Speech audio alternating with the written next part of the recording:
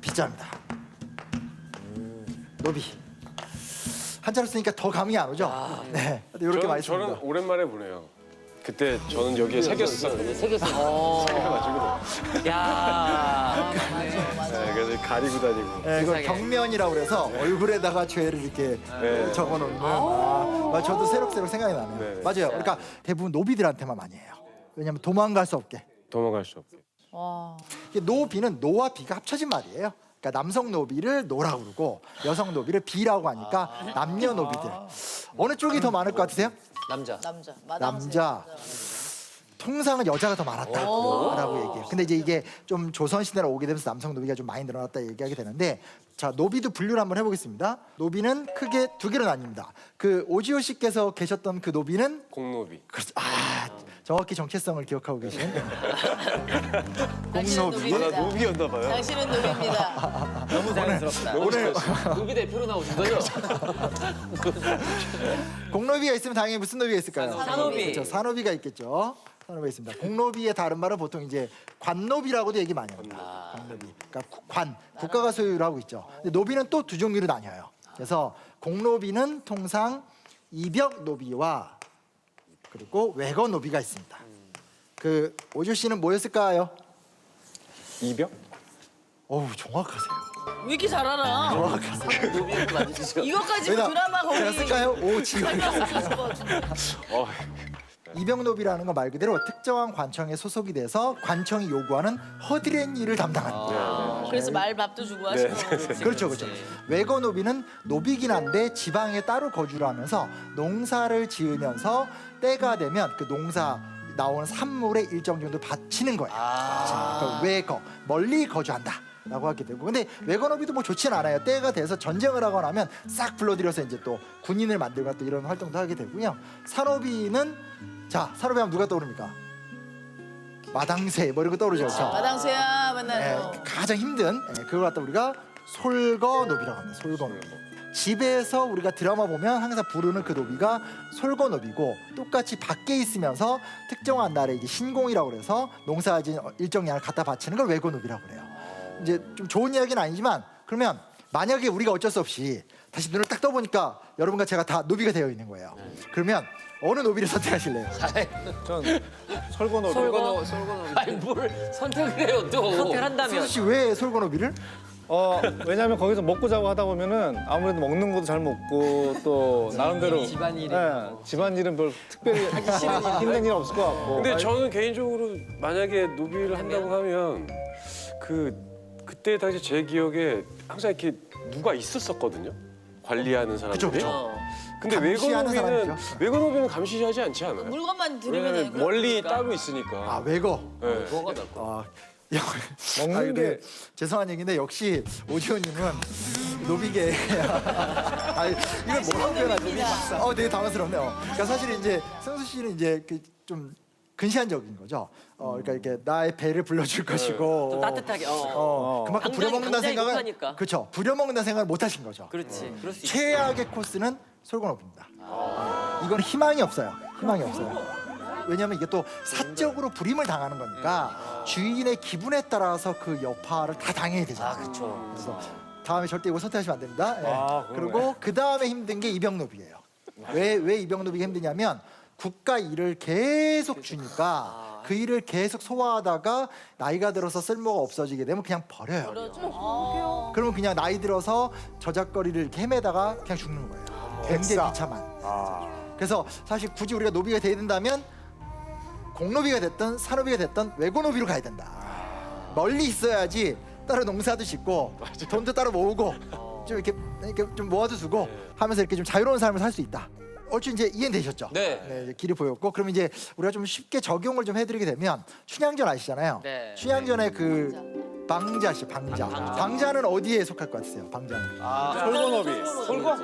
방자는 이병노비입니다. 아 그래요? 방자는 공노비 쪽이고 이병노비 쪽이에요.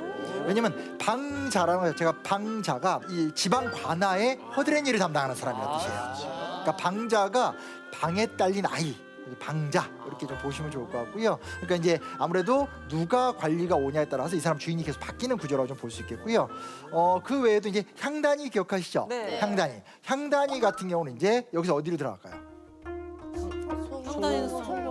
그렇죠. 향단이는 이제 산호비의 솔고 쪽으로 들어가겠죠. 아무래도 이제 그 춘향의 몸 쪽으로 나오게 되니까. 근데 사실은 솔고노비 중에서도 예를 들면 향단이처럼 몸종으로 그쪽으로 맞게 되면 그건 조금 편하지 않았을까요?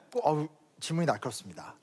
그러니까 굉장히 마음 맞는 좋은 주인을 만나면 정말 좋죠. 그렇지. 맞아. 그리고 그 집안이 번성을 해서 예를 들어서 뭐 후궁으로 들어간다. 하고 이렇게 데리고 따로 들어간다. 들어가잖아요. 그렇게 되면 이제 그래도 노비고 궁녀긴 하지만 그래도 그 안에서는 가장 좀 풍요로운. 그러니까 최악의 케이스가 이제 주인하고 트러블이 심한 경우, 안 맞는 경우, 혹은 주인의 성격이 정말 이러면 너무 힘들게 되는 과정들. 근데 뭐 노비의 삶이라는 게 본질적으로 행복할 수는 없다. 근데 그 당시 노비들한테 가장 제일 중요한 건 의식주 아니었을까요? 그렇죠. 먹는 거 밥만 특히. 들고. 맞아요. 왜냐하면 외국 노비를 하게 되면은 사실 먹는 게 보장돼 있지 않기 때문에. 계속 지금 솔고노비에 지금 집착하고 계신 거예요? 네. 그거 시켜줘 그냥 솔고노비 하라고 그래. 면접 볼래 우리 집에? 아니 그렇죠. 저희 집에 솔고를 면접 면접 필요하긴 볼래? 해요. 저 애 있는 집으로 들어갈래? 어떻게 갈래? 아니 나, 밥은 잘 다리 하나 드릴게. 놔줄게. 밥은 잘 드릴게. 아니 나 외고 할래 외고. 근데 이제 정확하게 노비가 어느 정도로 노비를 거느리고 있냐에 대해서도 우리가 정확히 알지 못해요. 하나 분명한 건 양반이 잘 나가는 양반이다는 그걸 이제 분석할 때 땅을 얼마나 갖고 있느냐도 있지만 노비를 얼마나 갖고 있느냐도 굉장히 중요합니다. 그래서 이 이야기하면 약간 깨실 수 있는데 신사임당 아시죠? 네. 한국에서 신사임당 싫어하는 분 없죠? 유명하죠. 자유롭고 뭐 뛰어나고 예술성이 있고 근데 어디서 그 신사임당 양반이거든요. 신사임당의 이제 그 친정에서 부리던 노비가 몇 명일 것 같으세요? 많나 보다. 5만 명. 네? 5만 명. 5만 원에 계시잖아요. 5만 명이면 중국 황제보다도 많은 거예요. 말도 안 되는 얘기를. 한 10명은 넘겠지? 173명. 그러니까 이거 문헌으로 확인할 수 있는. 굉장히 많죠. 생각해보세요. 173명이 내 노비라고 생각해보세요. 이게 다 먹여줘야 돼요, 그러면? 다 보기 좋아. 먹이는 만큼 부릴 거니까. 그렇지. 와. 예. 73명 기업 같은. 진짜 기업이다. 그리고 또 한 명 더 말씀드릴게요. 퇴계이왕 아시죠? 네. 이쯤 오면 이제 퇴계이왕은 뭔가 이렇게 굉장히 좀 점잖하고 학자고 훌륭하고. 근데 이 퇴계이왕이 손자 손녀들한테 이렇게 물려주는 장부와 기록을 보면 물려준 노비가 총 367명. 그러니까 이게 이제 우리가 조금 다른 시선으로 역사를 바라볼 수 있는 중요한 포인트인 것 같아요. 아니 근데 이렇게 노비를 많이 가지고 있어 뭐가 좋아요? 뭐가 좋을 것 같아요? 기분이 좋지 않을까? 기분이 째져. 나 얘보다 많이 있어. 그럼 기분 좋지 않나? 근데 그게 자기의 재력이니까. 그러니까 재력이니까 돈이 돈이 많으니까 많으니까 좋은 거지 더. 근데 그만큼 관리해야 되잖아요. 밥도 먹여줘야 되고 뭐 네네. 숙소도 제공해줘야 되고. 아니 근데 생각해 보세요. 이거는 재산이기 때문에 이 사람들을 나를 직접 부리는 수단으로 쓸 수도 있고 그게 아니라 외거노비로 풀어놔도 되잖아요. 그렇죠. 그럼 외거노비들은 일정량의 돈이 들어. 그죠 쌀과 농사 받쳐야 생산물을 갖다 주는 거고 내 옆에 있는 사람들은 내 옆에 모든 걸 다 해주니까 지금이야 뭐 세탁기, 냉장고, 자동차가 다 있지만 이 당시엔 말을 제외하고 나머지 모든 것들은 없거든요. 그러니까 그건 다 노비가 옆에서 해줘야 되는 거잖아요. 그러니까 이 노비를 많이 갖고 있다는 건 어마어마한 재산을 갖고 있다라는 것과 똑같은 말이다. 이렇게 보시면 좋을 것 같아요. 많다고 부담스러워하실 필요는 없어요. 그러니까 많으니까 관리를 하는데 이제 좀 스트레스는 있겠죠. 네, 그건 좋을 것 같고요. 그럼 노비에 대해서 우리가 조금 정체성에 대해서 조금 더 여태까지 얘기했지만 냉정히 얘기하면 우리가 이런 말 하잖아요. 회사 다니면서 사실 뭐 막 갑질도 당하고 막 야근해야 되고 이러다 보면 야 말이 좋아서 우리가 현대판 노비지 뭐냐. 우리 다 회사의 노비들이다 이런 말을 하죠. 그런 걸 느낄 때가 솔직히 있고 그렇죠? 네, 그렇게 하는데 사실 결정적인 차이가 있습니다. 무슨 차이가 있냐면 노비는 매매, 상속, 증여가 가능한 재산이에요. 이게 현대인과 가장 큰 차이예요. 그러니까 현대인은 자의에 의해서 노동을 하게 되는 거고 국가가 이 사람을 인격체로 보호를 해준다면 아니에요. 똑같이 살아 숨쉬는 존재지만 노비는 또 천민은 이건 사실 그냥 재산이에요. 재산. 물건이지. 이 부분에서 좀 질적인 차이가 크다라는 거 우리가 좀 알아두시면 좋을 것 같아요. 그러니까 우리가 이제 가격이 매겨져 있겠네요. 그렇죠, 그렇죠. 어머 왜 사고 내가 왜 우리라고 했을까? 아니 오늘 약간 내 안에 노비가 우리라고 있어. 했을까? 순간 놀랐네. 갑자기 우리 다 노비가 됐어요. 태조 이성계 같은 경우는 아예 또 노비 값을 정했던 기록들도 있어요. 그래서 진짜요? 네. 15세 이상 노비는 400필, 14세 이하는 300필로 해라. 뭐 이렇게 가격을 또 정했었던 적. 나이 많을수록 많을수록 떨어지는군요. 근데 굳이 비교하면 조선 전기 때 말 한 마리 가격이 400에서 500필 정도 돼요. 어머,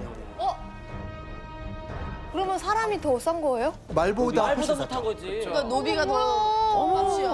웬일이야. 아, 자존심 상해. 그러니까 노비마다 체격 차이 있으니까 가격도 좀 달라졌을 것 같아요. 아 그런 건 그죠. 있었겠죠. 그죠. 일 잘하는 이제 사람은 매매를 하는 과정 속에 진행이 됐어요. 형은 잘 팔렸겠다. 말값 정도의 어떤. 저 정도 말근육인데. 300필.